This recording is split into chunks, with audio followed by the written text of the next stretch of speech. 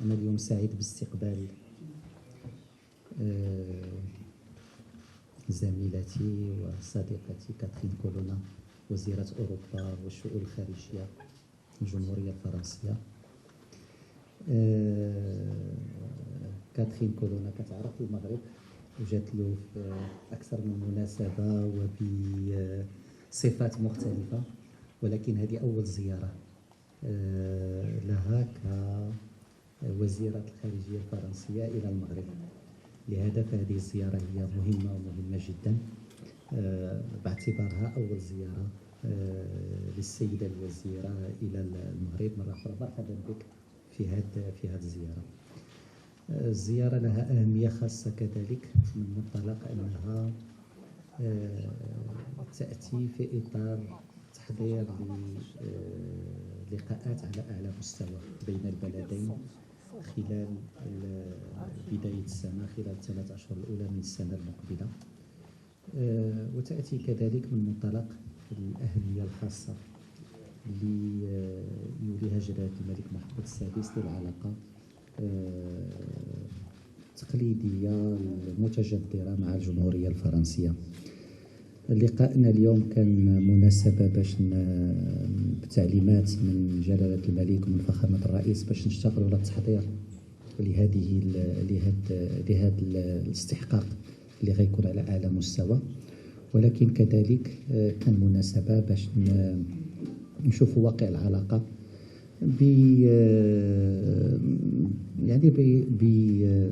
بأسسها الصلبة، بمظاهرها المتعددة والمتنوعة، ولكن كذلك ببعض الإكراهات اللي مرة كتواجهها وكيفية التعامل معها.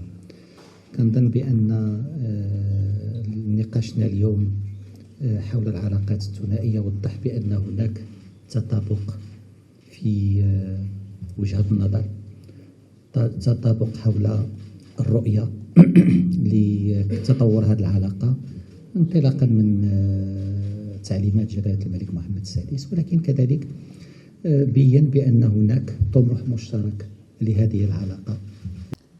Que nous discutons, mais ce n'est pas une question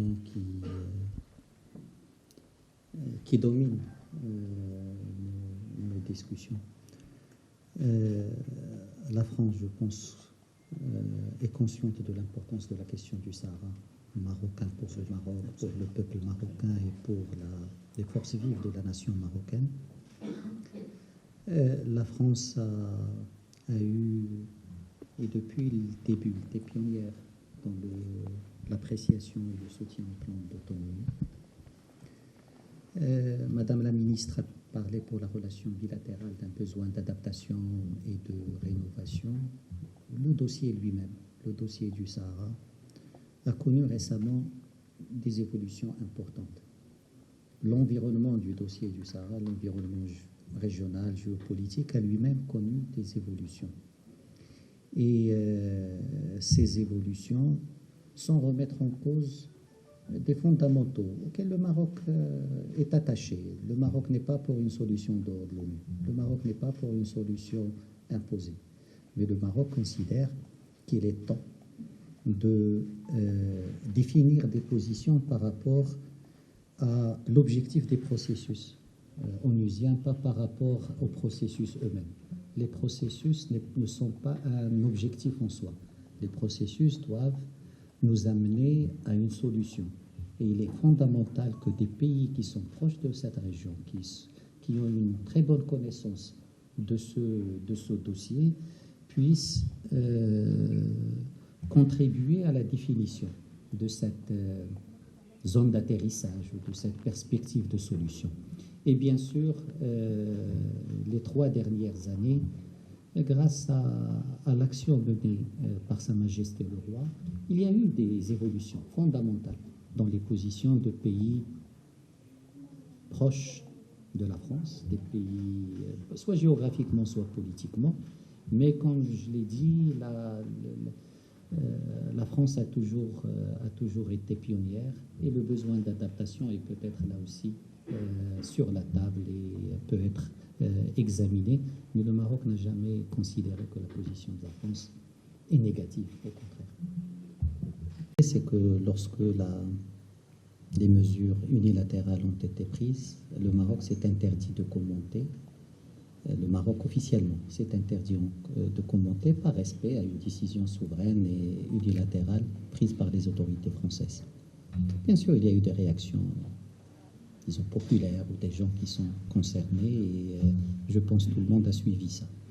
Aujourd'hui, la décision de reprise est une décision, encore une fois, unilatérale que le Maroc, encore une fois, respecte et ne commentera pas officiellement, mais c'est pas...